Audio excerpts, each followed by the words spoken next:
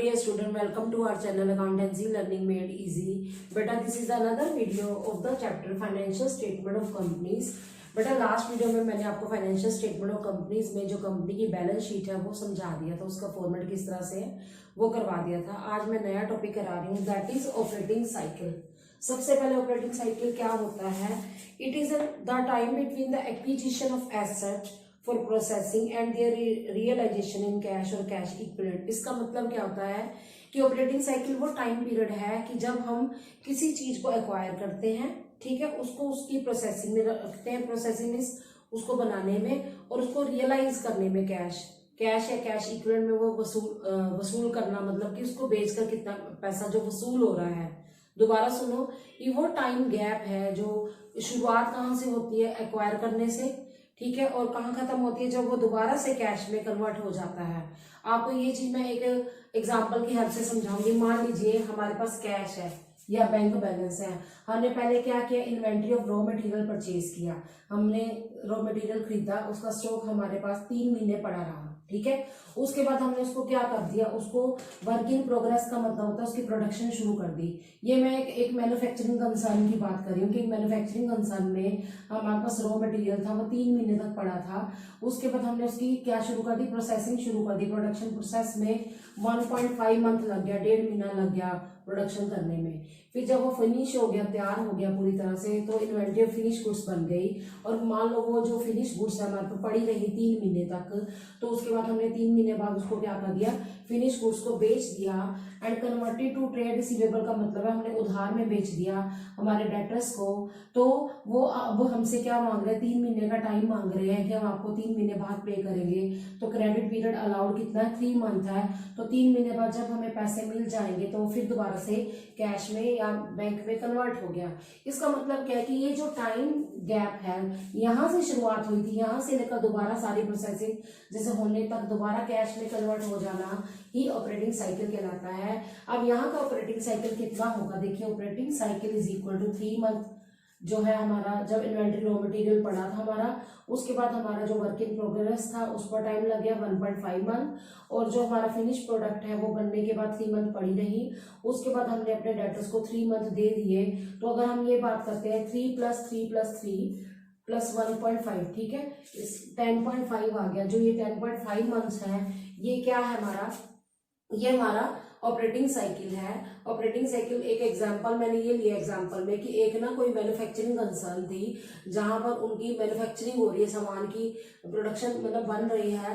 तो जैसे मैंने बोला कि मान लो पहले कैश था, कैश से उन्होंने रॉ मटेरियल खरीदा, रॉ मटेरियल 3 महीने पड़ा रहा, फिर उसकी प्रोसेसिंग शुरू होगी क्योंकि हमने उसको फिनिश प्रोडक्ट में चेंज करना था। तो रॉ मटेरियल की प्रोडक्शन प्रोसेस शुरू हो गई, 1.5 मंथ लग गया प्रोडक्शन करने में। उसके बाद वो फिनिश होकर पूरी तरह तैयार होकर क्या होगी? तैयार हो गई तो 3 महीने बाद हमने इसको बेच दिया अपने कस्टमर को, और उन्होंने हमसे 3 महीने का और टाइम मांग लिया। तो ये फिर 3 महीने बाद जो हमें पेमेंट हो जाएगी वो कैश में कन्वर्ट हो गई।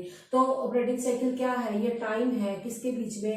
एसेट को एक्वायर करने से लेकर दोबारा से उसको क्या करना, कैश में कन्वर्ट करने से रिलेटेड है। तो इसको ऑपरेटिंग साइकिल कहते हैं। तो अब अगर हम ऐड करते हैं इसको, यहाँ पर मैंने 3 मंथ लिया, इन्वेंट्री हेड फॉर 3 मंथ है और प्रोसेसिंग 1.5 मंथ है, और 3 मंथ के लिए हमारा अगर जो हमने रख लिया 3 महीने तक हमारा सामान बिका ही नहीं, 3 महीने बाद बिका, 3 महीने हमने और दे दिए, तो यहाँ पर 10.5 मंथ आ गया। तो समझ आ गया होगा कि ऑपरेटिंग साइकिल क्या है? It is the time between the acquisition of asset, किसी एसेट को एक्वायर करने से लेकर उसको दोबारा से रियलाइज करना कैश, उसको ऑपरेटिंग साइकिल कहते हैं।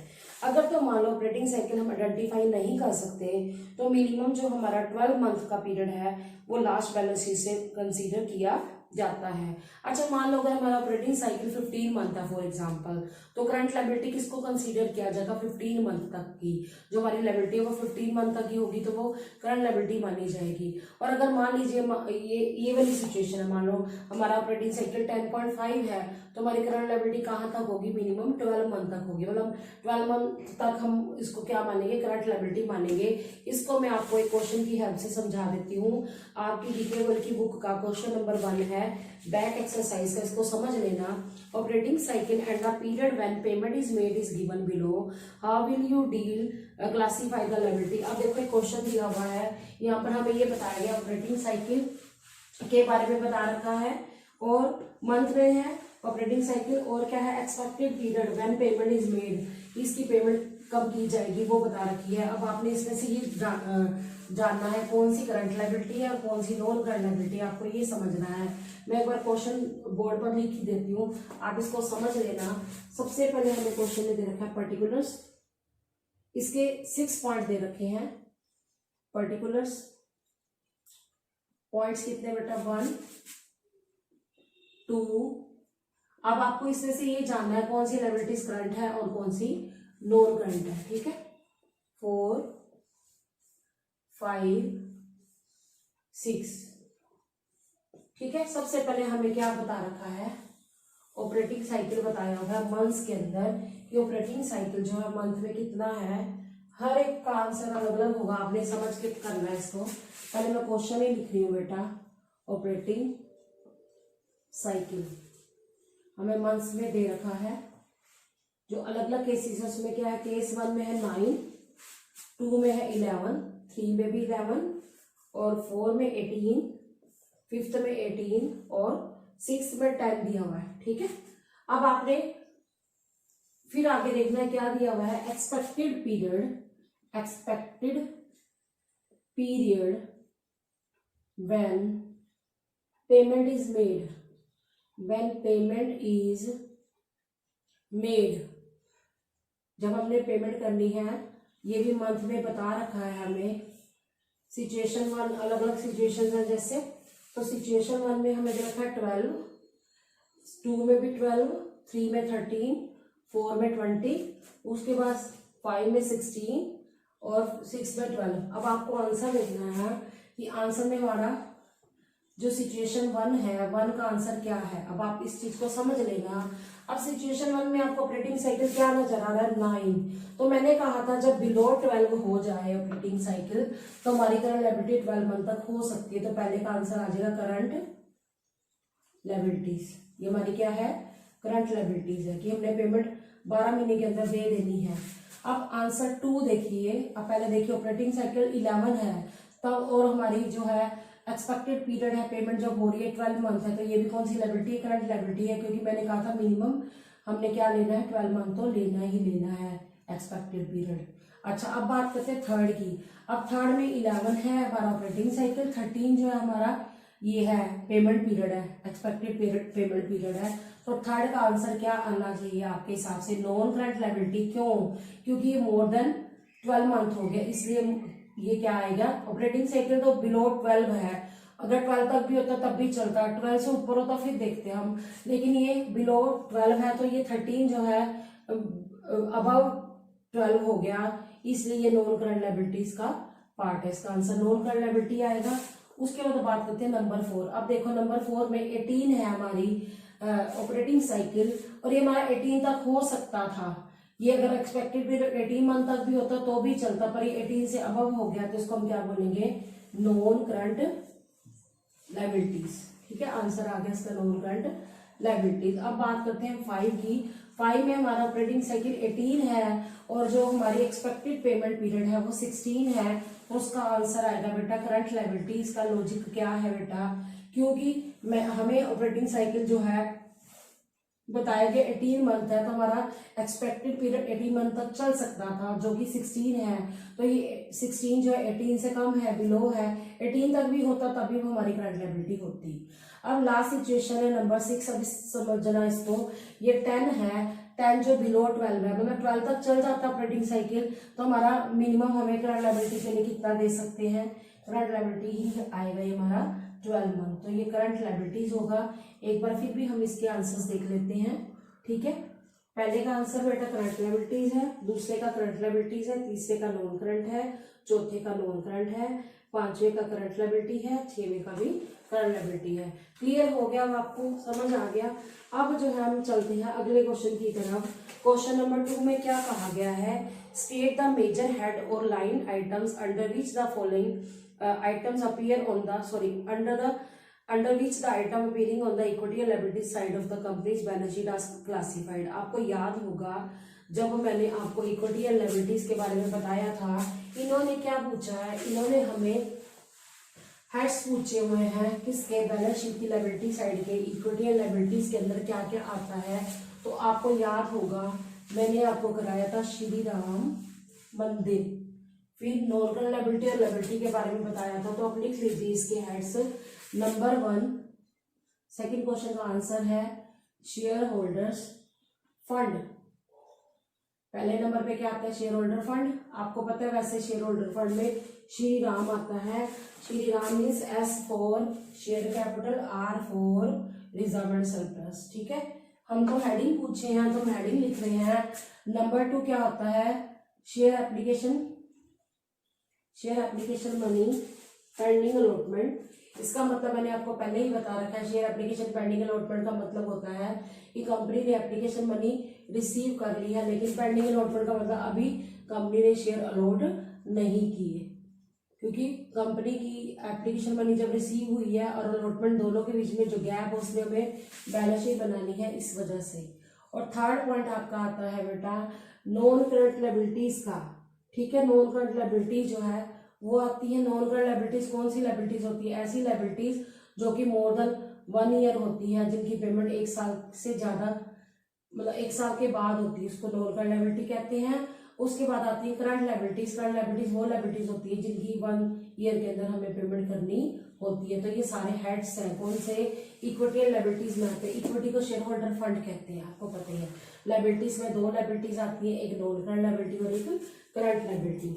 अब क्वेश्चन में क्या कहा गया है, how will you classify the following in the companies balance sheet, कि हम इसको कंपनी की बैलेंस शीट में कहाँ पे लिखते हैं।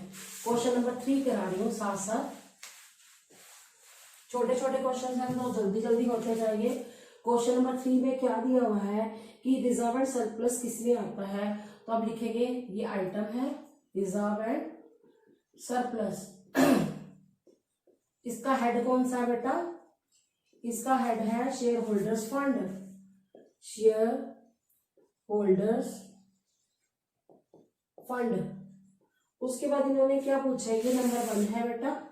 फिर नंबर 2 पूछा है इन्होंने, number 2 money received against share warrants. ये मैं बताती हूँ क्या होता है, money received against share warrants. ये मैंने आपको अपनी लास्ट वीडियो में बताया था कि कंपनी ना अभी उन्होंने शेयर इश्यू नहीं किए, पर क्योंकि रेप्यूटेड कंपनी है तो कंपनी के कुछ लोग क्या बनना चाहते हैं, मेंबर बनना चाहते हैं। कंपनी ने को पहले ही उन्होंने पैसे एडवांस में दे दिए हैं, कंपनी ने उनको वारंट इश्यू कर दिया। वारंट क्या होता है, एक डॉक्यूमेंट होता है ताकि वो कंपनी का इन फ्यूचर कंपनी जब भी शेयर इश्यू करे तो इनको शेयर अलॉट कर दे। ठीक है, तो money received against share warrant, फिर दोबारा बताती हूँ, एक ऐसा डॉक्यूमेंट है जो कि कंपनी के द्वारा इश्यू कर दिया जाता है उन पर्सन को जिन्होंने कंपनी को पहले एडवांस मनी दे दी है। अभी कंपनी ने शेयर इश्यू नहीं किए, पर फ्यूचर में जब भी कंपनी शेयर इश्यू करेगी तो कंपनी इनको क्या कर देगी, इनको शेयर अलॉट कर देगी। तो ये किसका पार्ट है बेटा, शेयर होल्डर्स फंड का। ठीक है बेटा, अब हम चलते हैं क्वेश्चन नंबर 4 की तरफ। इस क्वेश्चन में क्या कहा गया, पहले क्वेश्चन को समझ लेना। Name the sub heading under which current liabilities shall be classified in A companies balance sheet. Company की करंट लायबिलिटीज के सब हेडिंग के बारे में पूछा गया है, तो करंट लायबिलिटीज लिख लीजिए। इसके अंदर मैंने आपको एक क्या किया था, एक बताया था मैंने वर्ड TOSS, टोस याद कर लो। वैसे आप पेपर में मत लिखना टोस, TOSS रफ में लिख लेना अगर लिखना चाहते हो, फिर पेंसिल से फिर आप इसको इरेज कर देना। T4 मैं याद करा देती हूँ, ट्रेड पेबल्स। ठीक है, ट्रेड पेबल्स। फिर O for other current liabilities. मैंने ये भी बताया था ट्रेड पेबल में क्या आता है बेटा, ट्रेड पेबल में हमारी एक तो बिल पेबल आता है, क्रेडिटर्स आते हैं। अदर करंट लायबिलिटीज में क्या आता है, जैसे आउटस्टैंडिंग एक्सपेंसेस या income receive in advance, call in advance, ये हमारे आते हैं। S for short term borrowings. Short term borrowing का मतलब क्या होता है, जो शॉर्ट टर्म के लिए हम लेस देन 1 ईयर के लिए बोरो करते हैं मनी, चाहे वो बैंक से करें चाहे पब्लिक से करें, लेस देन 1 ईयर। और S for short term provisions.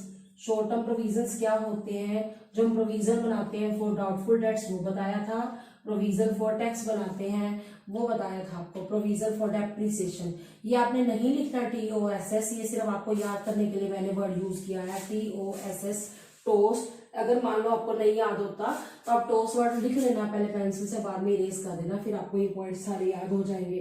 Clear हो गया? ये मैंने क्या बताया, करंट लायबिलिटीज के पार्ट्स बताए हैं कि करंट लायबिलिटीज में क्या क्या आता है। ठीक है, हमारे 4 क्वेश्चन कंप्लीट हो गए। अब हम करते हैं क्वेश्चन नंबर 5। ध्यान से सुनिएगा, इस क्वेश्चन में कहा गया है under what head will you classify the following items on the equity and liability side of the balance sheet of A limited company. इस क्वेश्चन में ये पूछा गया है कौन से हेड में हम इनको लिखेंगे। पेपर में आपके बेटे वैसे ज्यादातर 8 आइटम्स आती हैं, हर आइटम हाफ मार्क की होती है, तो आपको टोटल जो है 8 आएगी, जिस मतलब हाफ मार्क मीन्स 4 मार्क्स का पेपर में क्वेश्चन आता है। तो अब आप लिखिए जरा। ठीक है, इन्होंने क्या पूछा है, कौन से हेड्स हैं। ठीक है, लिख लीजिए। पहले लिखिए क्वेश्चन नंबर 5 आइटम्स। पहले हम आइटम्स लिखेंगे, कौन सी आइटम्स के बारे में पूछा गया है, फिर हम लिखेंगे हेड्स, फिर इसके सब हेड्स क्या है, सब हेड्स। सबसे पहले हमें पूछा गया है अनक्लेम्ड डिविडेंड। अनक्लेम्ड डिविडेंड क्या होता है। डिविडेंड वैसे तो पता है प्रॉफिट का पार्ट होता है जो क्लेम नहीं किया गया किसके द्वारा, हमारे शेयर होल्डर के द्वारा, तो ये अनक्लेम्ड है, वो कभी भी मांग सकते हैं। तो ये किसमें आता है, इसका हेड है बेटा करंट लायबिलिटीज। ठीक है, और इसका सब हेड क्या है, अदर करंट लायबिलिटीज। ठीक है, आपको लिखते लिखते ही याद हो जाएगा। अब हम बात करते हैं सेकंड पॉइंट, हमें क्या दे रखा है, सेकंड है प्रपोज डिविडेंड। समझ लेना ये पॉइंट। तो प्रपोज डिविडेंड क्या होता है, वो डिविडेंड जो कि हम प्रपोज कर रहे हैं अपने प्रेफरेंस शेयर होल्डर्स को, लेकिन क्या होता है हमें प्रपोज डिविडेंड के लिए क्या करनी पड़ती है, परमिशन लेनी पड़ती है अपने इक्विटी शेयर होल्डर से। तो ये कभी भी कंपनी की बैलेंस शीट में नहीं लिखा जाता। इसके आगे लिख लीजिए, इसके आगे लिख लीजिए कंटीजेंट लायबिलिटी। कंटीजेंट क्यों है, ये दे भी सकते हैं या नहीं भी, ये डिपेंड करता है हमारे शेयर होल्डर अगर मान चाहते हैं उनको देने के लिए प्रेफरेंस शेयर होल्डर को तो ये दिए जाएंगे, अदरवाइज नहीं। Contingent liability in notes to accounts, notes to accounts में दिखाया जाएगा, ये एक्चुअल लायबिलिटी अभी नहीं है। ठीक है, हेड सब हेड इसका नहीं होता। ठीक है, अब हम बात करते हैं नंबर 3। नंबर 3 हमें सिक्योरिटी प्रीमियम रिजर्व दिया हुआ है। सिक्योरिटीज प्रीमियम रिजर्व है क्या बेटा, ये सिक्योरिटी प्रीमियम रिजर्व, ये आपको याद होगा जब हमने शेयर इश्यू करे थे तो उसके अंदर हमने सिक्योरिटी प्रीमियम रिजर्व के बारे में बात की थी। या फिर हम डिबेंचर भी इशू करते हैं प्रीमियम पर मोर देन फेस वैल्यू, तो उसको हम सिक्योरिटी प्रीमियम रिजर्व कहते हैं। इसका हेड क्या है, share holder fund, share holders fund. और आता कौन से सब हेड में आपको पता है, क्योंकि एक रिजर्व है तो ये आएगा रिजर्व एंड सरप्लस में। ठीक है बेटा, उसके बाद हम बात करते हैं नेक्स्ट पॉइंट, पॉइंट नंबर 4। इसमें क्या पूछा गया है पॉइंट नंबर 4 में, share forfeited account. Share forfeited account आपको याद होगा जब हमने क्या सीखा था, जब हमने कंपनी की बैलेंस शीट में शेयर कैपिटल शो करना सीखा था, तो हम शेयर होल्डर फंड में क्या करते थे, ऐड करते थे। ठीक है, कौन सी कैपिटल में ऐड करते थे, सब्सक्राइब्ड कैपिटल में। तो आप लिखेंगे share holders fund, share holder funds. उसके बाद हम क्या करते हैं, इसी में हम लिख देंगे added to subscribed capital. Subscribed capital वो कैपिटल होती है जो पब्लिक के द्वारा सब्सक्राइब कर ली जाती है, तो ये शेयर होल्डर फंड का पार्ट होते हैं और ये किस में ऐड कर दिए जाते हैं, सब्सक्राइब्ड कैपिटल में ऐड कर दिए जाते हैं। ठीक है, उसके बाद हम बात करते हैं number 5 public deposit. Number 5 public deposit, जब तक कुछ ना बताया जाए तो ये पब्लिक डिपॉजिट हमारी क्या होती है, नॉन करंट लायबिलिटी होती है। और ये किसका पार्ट है, लॉन्ग टर्म बोरिंग्स का, नॉन करंट नॉन करंट का मतलब होता है जो मोर देन 1 ईयर के लिए ली जाती है, नॉन करंट लायबिलिटीज है। और इसका सब हेड क्या होगा, long term borrowings, long term borrowings. ठीक है, उसके बाद हम नेक्स्ट पॉइंट करते हैं, दैट इज डिवेंचर्स। अब आपको पता है डिवेंचर लॉन्ग टर्म के लिए लिए जाते हैं, कंपनी के द्वारा इशू किए जाते हैं। जब तक कुछ ना लिखो डिवेंचर की ब्रैकेट में कि ये करंट है तो हम इसको नॉन करंट ही मानते हैं। तो अब लिख लीजिए डिवेंचर्स। Number 6 debentures. डिवेंचर भी हमारी क्या है, कंपनी के लिए नॉन करंट लायबिलिटीज है। ठीक है, और नॉन करंट लायबिलिटी का सब हेड इसमें क्या है, लॉन्ग टर्म बोरिंग्स। लिख लीजिए नॉन करंट लायबिलिटीज। ठीक है, सब हेड इसका क्या है, लॉन्ग टर्म बोरोइंग्स। उसके बाद हम बात करते हैं बेटा next point, that is last point number 7। Number 7 लिखिए। नंबर 7 में क्या कहा गया, bill discounted but not matured. Bill discounted but not matured होता क्या, पहले इस चीज को समझ लेना। जब मान लीजिए हमें अपने डेटर से बिल मिलता है, मान लो बिल मिला जिसकी पेमेंट 4 महीने बाद होनी है, पर मुझे आज ही पैसा चाहिए, तो मैं बैंक से बिल क्या करवाई हूँ, डिस्काउंट कराई हूँ, मतलब कि पैसे ले आई हूँ, पर उसका मेच्योरिटी पीरियड नहीं आया। वो 4 महीने बाद जो पैसे मिलने हैं वो पहले ले लिए, पर 4 महीने भी बीते नहीं हैं, तो वो उसको हम क्या कहते हैं, bill discounted but not matured. तो ये एक्चुअल में इसकी टाइम पीरियड नहीं आया, तो इसको हम, इसका कोई हेड सब हेड नहीं होता, इसमें हम क्या लिखते हैं, कंटीजेंट लायबिलिटी। कंटीजेंट लायबिलिटी क्या होती है, वो लायबिलिटी जो हो भी सकती है या नहीं भी। जैसे कंटीजेंट लायबिलिटी क्यों लिखा गया इसको बताती हूँ, लिख लीजिए पहले। Contingent liabilities notes to account, इसका मतलब क्या होता है, ये कंटीजेंट लायबिलिटी क्यों है, अगर मान लीजिए बिल डिसऑनर हो जाता है तो हमें वो पैसे जो बैंक से लिए थे वो हमें क्या करना, पूरे बिल की पेमेंट क्या करनी पड़ती है वापस, क्योंकि बिल बाउंस हो जाता है। तो इसीलिए इसको हम contingent liability notes to accounts में लिखते हैं। ठीक है बेटा।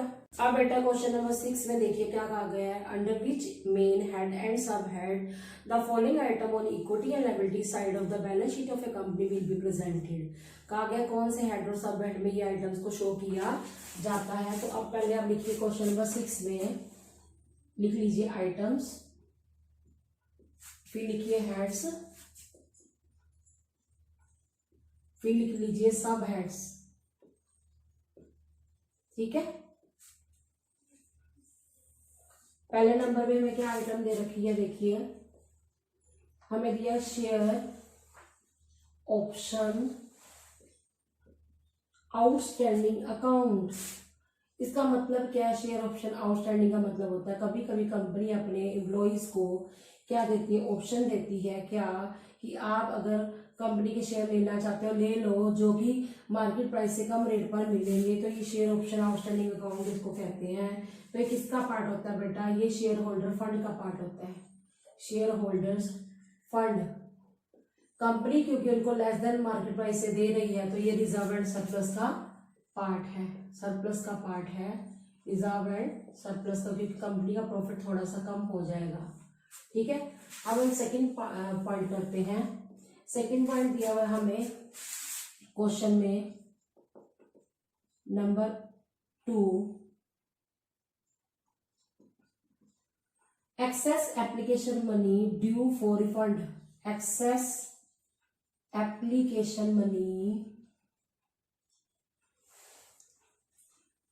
ड्यू फॉर रिफंड, इसका मतलब क्या होता है, कभी कभी आपको पता है कंपनी के पास ओवर सब्सक्रिप्शन हो जाती है। ओवर सब्सक्रिप्शन एक ऐसी सिचुएशन है जिसके अंदर पब्लिक ज्यादा शेयर चाहती है जितने कंपनी ने शेयर इशू किए हैं, पर कभी कभी कंपनी कईयों को रिजेक्ट कर देती है एप्लीकेंट को कि हम आपको अपना शेयर होल्डर नहीं बना सकते, तो आपके पैसे हम क्या कर रहे हैं, वापस कर रहे हैं। फंड का मतलब ये है कि वापस कर देना है, तो कंपनी को जल्दी से जल्दी उनको पैसे वापस कर देने चाहिए। इसलिए कंपनी की क्या है, करंट लायबिलिटीज का पार्ट है। करंट लायबिलिटीज का हेड है, मेजर हेड कहते हैं इसको, जो हेड से इसको क्या बोलते हैं, मेजर हेड। ठीक है। और इसकी वो क्या है, सब हेड क्या है बेटा, other current liabilities, other current liabilities. ठीक है।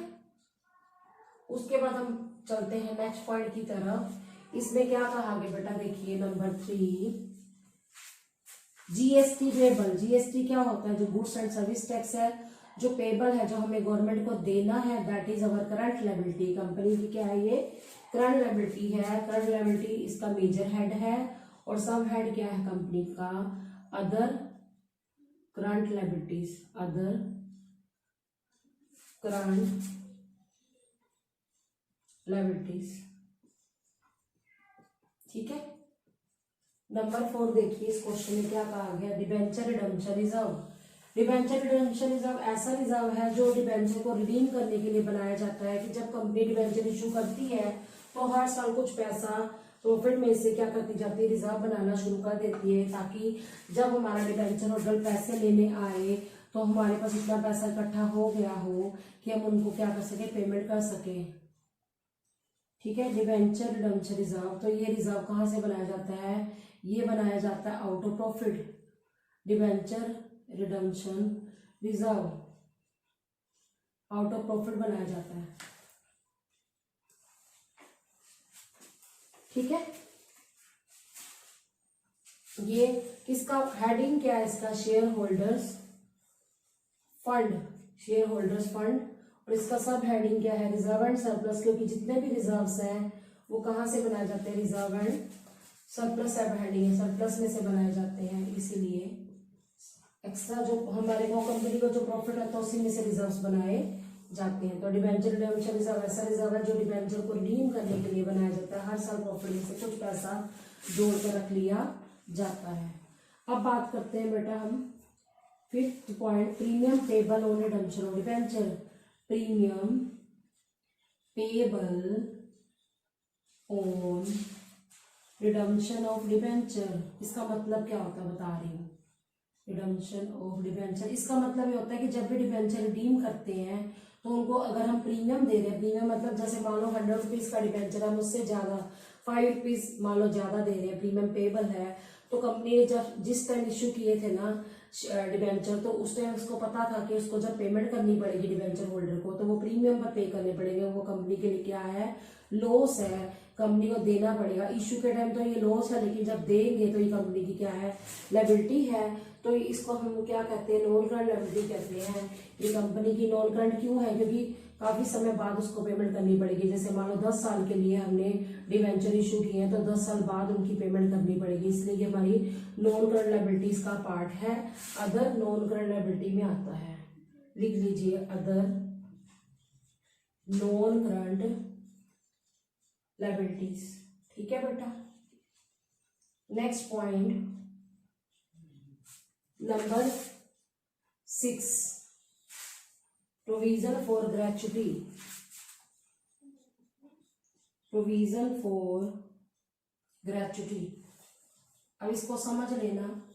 ग्रेच्युटी होता क्या है, पहले तो ये समझो कि जब भी कोई एम्प्लॉय अपने एम्प्लॉयर के पास काम कर रहा है तो कंपनी वाले क्या करते हैं, कुछ पैसा हर बार क्या करते हैं, प्रॉफिट में से अलग से प्रोविजन बनाना शुरू कर देते हैं कि जब भी बंदा रिटायर होगा तो उसके पीएफ के अलावा कंपनी उसके ओनर के लिए थोड़ा सा पैसा कुछ एक्स्ट्रा दे देगी, जो कि एम्प्लॉय के पैसों में से नहीं काटा जाता। ये प्रोविजन बनाया जाता है सरप्लस में से।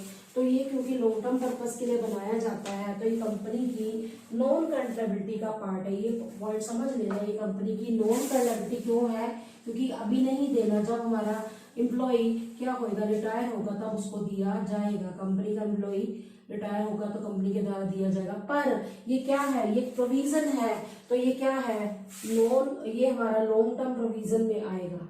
ठीक है, लॉन्ग टर्म प्रोविजन है ये पॉइंट समझ लेना, बच्चे गलती करते हैं। अब ये भी बात बता दूं, जब पेपर हम चेक करने जाते हैं ना बेटा, तो ये नहीं कि बच्चे ने जैसे प्रोविजन फॉर ग्रेच्युटी में नॉन करंट लायबिलिटी लिख दिया और ये वाला गलत है तो पूरा ही क्रॉस लगाते हैं। मेरा कहने का क्या मतलब है कि मान लो ये क्वेश्चन में आ गया प्रोविजन फॉर ग्रेचुटी, आपने लिख दिया नॉन करंट लायबिलिटी, यहाँ तो ठीक लिखा, पर यहाँ पर आपने कुछ और लिख दिया, मान लो अदर नॉन करंट लायबिलिटी या कुछ भी, तो सारा का सारा रॉन्ग होगा। इसलिए बहुत सोच समझ के आप आंसर लिखा करो।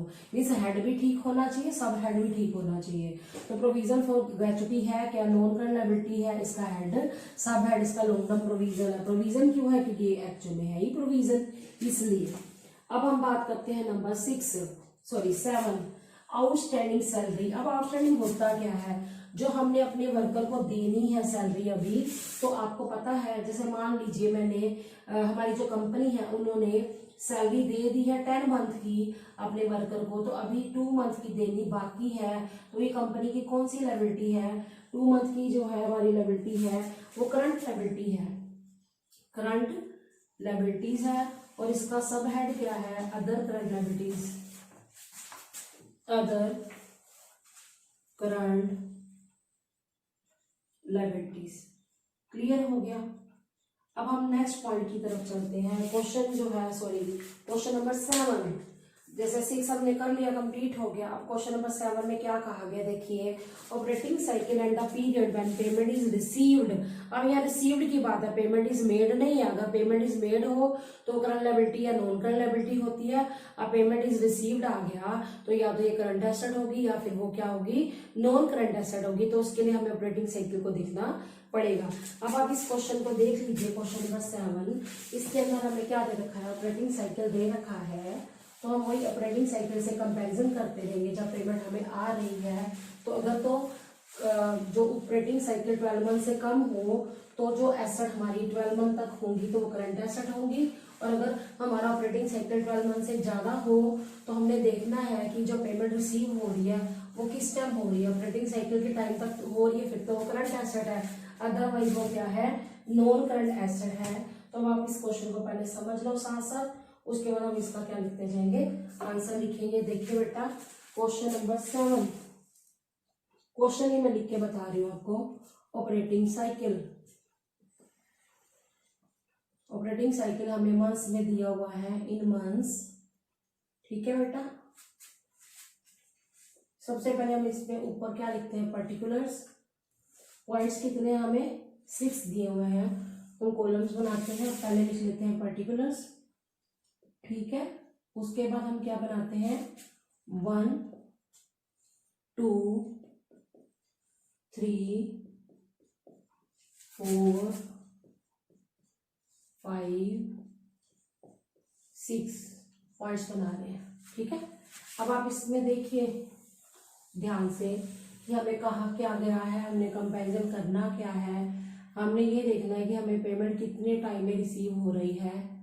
ऑपरेटिंग साइकिल से हमने कंपैरिजन करना है। देखिए ऑपरेटिंग साइकिल पहले 10 है, फिर 10 है, फिर 10 है, उसके बाद 15 है, 15 है और 20 है, ठीक है। अब हमें पेमेंट कैसे रिसीव हो रही है, लिखा हुआ है एक्सपेक्टेड पीरियड, ये क्वेश्चन है बेटा, expected period when payment is received. Payment is received है यहाँ पर, तो हमें करंट एसेट पता चलेगी या नॉन करंट के बारे में। पेमेंट इज मेड नहीं है, जो मैंने क्वेश्चन नंबर 1 कराया था उसमें पेमेंट मेड हो रही थी, वो करंट लायबिलिटी या नॉन करंट लायबिलिटी उसमें छांटनी थी, ढूंढनी थी हमने। पर यहाँ पर हमें क्या बताना है, ये करंट एसेट है कि नॉन करंट एसेट, ठीक है। तो अब देखते हैं हम, पहला है 9, दूसरा है 12, तीसरा हमें दिया हुआ है 14, चौथा 14, 5 और 18, 6 है 18। अब बड़े ध्यान से समझ लेना, हम बात करते हैं पहले केस 1 की। केस 1 में हमें क्या दे रखा है ना, हमें दे रखा है ऑपरेटिंग साइकिल 10, ठीक है। और हमारी जो एक्सपेक्टेड पीरियड है कि जब हमें when payment is made, payment is received, payment is received, अगर पैसे आ जाएंगे तो ये कौन सा है, केस 1 का आंसर आप बताइए क्या होना चाहिए, करंट एसेट। ये करंट एसेट क्यों है, क्योंकि हमारा ऑपरेटिंग साइकिल कंपनी का क्या 10 मंथ है, तो ये 9 मंथ में हमारी पेमेंट आ जाएगी, जो कि मैंने कहा था जब ये 12 से कम हो तो 12 मंथ तक जो है हमारी वो करंट मानी जाती है, ये करंट एसेट है। तो सिचुएशन 2 देखिए, हमारा 10 है ऑपरेटिंग साइकिल, ये 12 है, तब भी ये करंट एसेट ही होगा। क्यों, क्योंकि ये मिनिमम 12 मंथ हम इसको कंसीडर करते हैं। इसके बाद थर्ड सिचुएशन में देखो ऑपरेटिंग साइकिल 10 है और ये 14 है, पेमेंट जो है 14 महीने में आएगी, तो थर्ड सिचुएशन हमारी नॉन करंट एसेट होगी, क्योंकि कि मैंने बोला था जब ऑपरेटिंग साइकिल 10 से कम हो जाता, सॉरी 12 से कम होता तो मिनिमम 12 मंथ वाली जो पेमेंट होती है वो करंट एसेट में आती है, लेकिन 12 से ऊपर चला गया 14 मंथ, तो ये नॉन करंट एसेट का पार्ट है। अब बात करते हैं नंबर 4, बड़े ध्यान से समझना। ऑपरेटिंग साइकिल 15 है और 14 मंथ के अंदर हमें पेमेंट आ रही है, तो ये हमारी करंट एसेट है। क्यों करंट एसेट है? क्योंकि 15 मंथ तक का टाइम मिला था, ऑपरेटिंग साइकिल 15 महीने है, तो हमारी जो एसेट है, मतलब जो पैसे आने हैं वो 14 महीने तक आ जाएंगे। 15 महीने तक भी आते तब भी वो हमारी करंट एसेट होती। अब बात करते हैं नंबर 5 की। नंबर 5 में हमारी ऑपरेटिंग साइकिल 15 है और जो पेमेंट आने का टाइम है वो 18 महीने है, तो ये हमारी नॉन करंट एसेट है। क्यों? क्योंकि 15 महीने तक का टाइम दिया गया था, अगर 15 महीने के अंदर पैसे आ जाते फिर तो वो करंट एसेट थी, पर अब ये 18 महीने में पैसे आ रहे हैं, तो ये नॉन करंट एसेट इसका आंसर आएगा। अब बात करते हैं 6th की। 6th में हमारा ऑपरेटिंग साइकिल 20 है और जो एक्सपेक्टेड टाइम पीरियड है जब हमें पैसे आ जाएंगे वो 18 महीने है, तो ये करंट एसेट है। क्यों? क्योंकि हमें 20 मंथ्स का टाइम मिल गया है कि पेमेंट आ सकती है, पर पेमेंट 18 महीने में आ रही है, तो 20 से कम ही है ना, तो ये हमारा क्या है? Current asset. एक बार मैं आंसर चेक करती हूँ। पहला का करंट है, दूसरी भी करंट एसेट है, तीसरी नॉन करंट एसेट है, चौथी करंट एसेट है, पांचवी नॉन करंट एसेट है और 6 जो है करंट एसेट है। तो बेटा आज आपने इस वीडियो में क्या सीखा? एक तो ऑपरेटिंग साइकिल क्या होता है उससे रिलेटेड मैंने एक तो करंट लायबिलिटी वाला क्वेश्चन करा दिया, क्वेश्चन नंबर 1, और एक क्वेश्चन नंबर 7 जो कि करंट एसेट से रिलेटेड था। उसके अलावा मैंने आज आपको क्या कराया है कि कोई भी आइटम जो दी हो कंपनी की तो उसके हेड्स और सब हेड कौन कौन से हैं वो अच्छे से समझ आ गया होगा। So student, I hope you understood the topic well. Stay tuned with me in the next video. Thanks for watching.